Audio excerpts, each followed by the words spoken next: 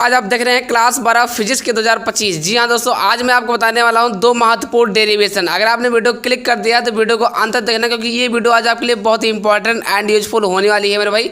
पहले नंबर के लिए क्या है कि दो समांतर धारावाही चालकों के बीच लगने वाले बल F/L बराबर U0/2 पाई I1 I2 बटे R के लिए सूत्र व्युत्पन्न कीजिए। ये मेरे भाई 5 नंबर का आता है। आप समझ सकते हैं ये क्लास 12 फिजिक्स के अंतर्गत ये बहुत ही इंपॉर्टेंट है।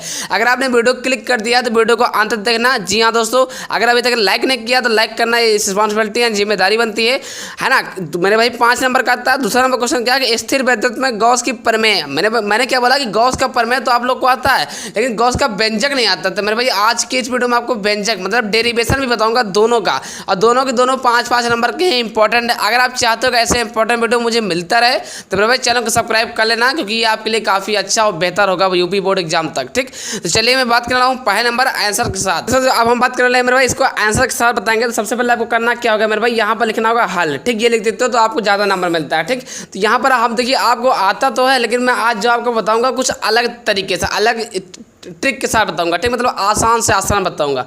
जी हाँ दोस्तों, आप एक बार देखो तो यार, तो क्या हो जाएगा b बराबर, पहले बात जैसे बोल रहा हूँ वैसे कीजिए। b बराबर U0 क्या हो जाएगा दोस्तों 4 पाई इंटू है ना 2I1 बटे d। ये सूत्र से आपको लगाना है डेरिवेशन। ठीक, इसके बाद क्या करना है मेरे भाई, यहाँ पर लिखना होगा आपको सेकंड चालकों, है ना भाई। ये फर्स्ट चालक है ना, ये सेकंड चालक है। तो यहाँ पर क्या लिखना है, सेकंड चालकों है ना पर पहले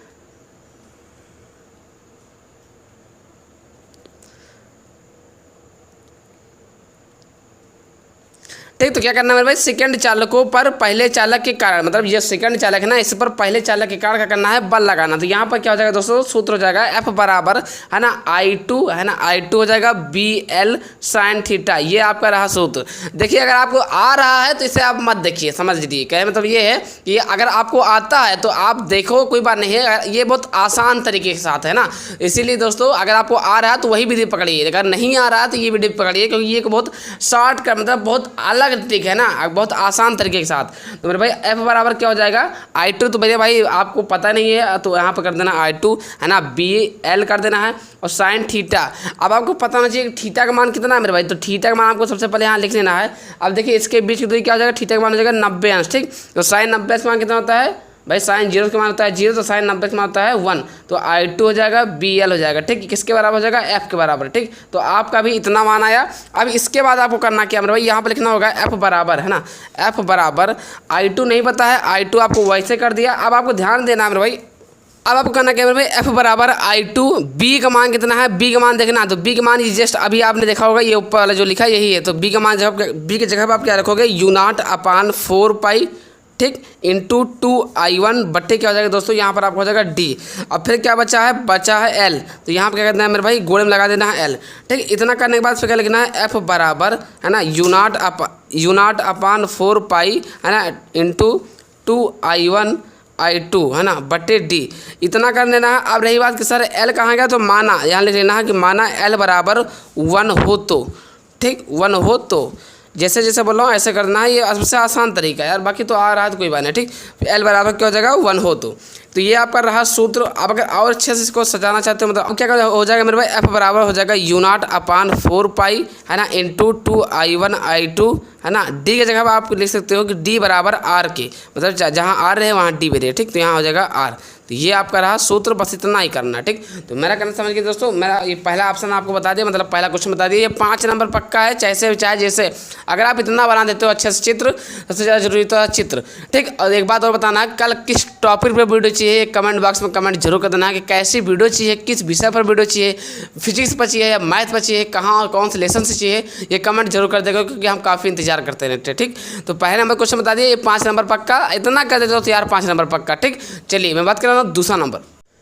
ठीक, तो अब दूसरा नंबर क्या है मेरे, दूसरा नंबर ये लिखा है, सबसे ज़्यादा बार पूछा गया है, लिखा है स्थिर विद्युत में गॉस के प्रमेय। ये 5 नंबर का आता है। जी हाँ दोस्तों, ये आपका गॉस का सिंबल बनाना है, मतलब इस गॉस का जो चित्र होता है आलू के आकार का होता है। यहाँ पर क्या लिखना है मेरे भाई, यहाँ पर लिखना है प्लस क्यों लिखना है, यहाँ पर क्या लिखना है DS लिखना है, यहाँ P इंटू DW लिख देना है, E लिख देना है। ठीक, यहाँ ऐसे जैसे चित्र बना है एकदम ऐसे कर दो, बाकी कुछ झमेड़ा नहीं करना। ठीक, फिर यहाँ पर लिखना क्या लिखना है, विद्युत क्षेत्र तीव्रता के सूत्र से। ठीक, बहुत आसान तरीके, मक्खन की तरह बता रहा हूँ। ठीक, यहाँ क्या लिखना है मेरे भाई, लिखना है विद्युत क्षेत्र है ना, विद्युत क्षेत्र की तीव्रता से है ना, तीव्रता से, है ना। तीव्रता से मतलब विद्युत क्षेत्र जो तीव्रता का सूत्र है वही सूत्र से लगे, तो इस सूत्र क्या होता है, E बराबर 1/4 pi epsilon not into Q बटे आर स्क्वायर। ये रहा किसका सूत्र, यहाँ स्थिर विद्युत में गॉस का, तो ये किसका सूत्र है, ये रहा आपका विद्युत क्षेत्र तीव्रता का सूत्र है, ठीक। ये सूत्र से लगने वाला है।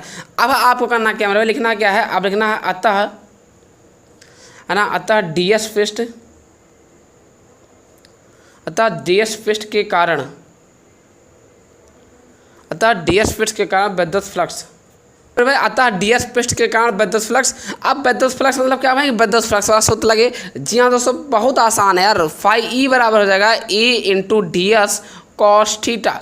जी हाँ दोस्तों, अब इतना कर देना है, ठीक। अब आपको देखना है, अब यहाँ पर लिखना क्या है कि डी फाई बराबर, है ना, वो तो भाई ds लिखना, तो जाहिर सी बात डी फाई ई हो जाए, वो तो सूत्र आ रहा है, वो करना ध्यान दो, ठीक। अब यहाँ से मेन मामला यहाँ शुरू हुआ, डी फाई ई बराबर हो जाएगा, ई का मान कितना है, ई का मान लिखा है 1/4 पाई एप्सिलॉन नॉट इंटू, ठीक, क्यू अपान मतलब क्यू बटे आर स्क्वायर, फिर क्या लिखा है ds कॉस थीटा।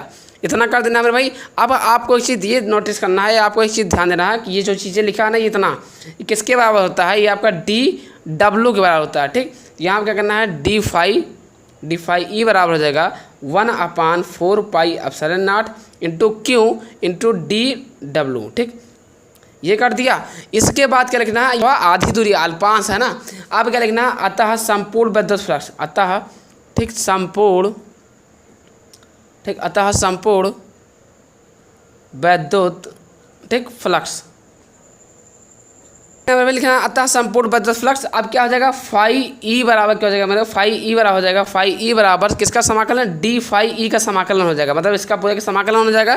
क्या है, तो फाई ई तो मुझे पता नहीं, फाई ई तो निकालना है भाई, समाकलन निशान लगा दे, किसके समाकलन निशान लगा दे, डी फाई ई का मान कितना है, डी फाई ई का मान है 1/4 pi epsilon not into Q into dw, ठीक। अब इसमें से आपको ध्यान देना है, जो कांस्टेंट है, जो ज़्यादा संख्या वाला है, उसको बाहर निकाल लेना। जी हाँ दोस्तों, ठीक। तो करना क्या है, 1/4 पाई एप्सिलॉन नॉट आपने बाहर निकाल लिया, क्यों आपने बाहर निकाल लिया, तो अंदर क्या बचा dw, ठीक। इधर क्या हो जाएगा, फाई ई हो जाएगा, ठीक। तो अब आपको करना क्या है, तो करना क्या मतलब लिखना, फाई ई बराबर हो जाएगा 1/4 पाई एप्सिलॉन नॉट क्यों हो जाएगा, ठीक। अब dw का मान जो है किसके बराबर, तो dw का मान है भाई मेरे भाई 1/r square ds cos theta.